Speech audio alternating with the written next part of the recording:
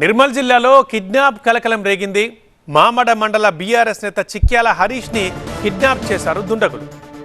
అర్ధరాత్రి ఇంట్లో నుంచి తీసుకెళ్లారు గుర్తు తెలియని వ్యక్తులు.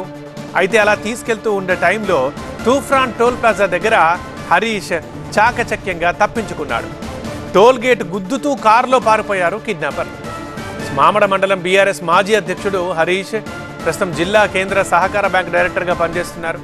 కొన్కల్లోని తన ఇంటి నుంచే కిడ్నాప్కి గురయ్యారు. అర్ధరాత్రి 2 గంటల సమయంలో ఎవరో వచ్చి వాహనంలో బలవంతంగా తీసుకెళ్లారు. అయితే తూఫ్రాన్ టోల్ ప్లాజా దగ్గరికి వచ్చేసరికి చాకచక్యంగా తప్పించుకొని పోలీసుల్ని ఆశ్రయించారు హరీష్ కుమార్. ఇటు కిడ్నాపర్లు ఆ టోల్ గేట్ని గుద్దుకుంటూ అక్కడి నుంచి పారిపోయారు.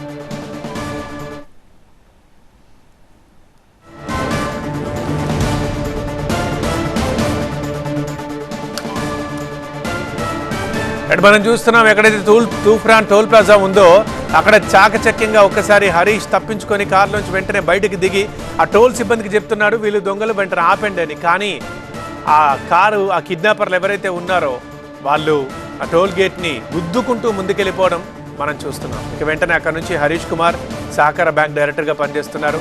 పోలీసుల దగ్గరికి వెళ్ళి విషయం చెప్పారు. ఇంతకీ కిడ్నాపర్లు ఎవరనే దానిపై పోలీసులు ఆరాధిస్తున్నారు.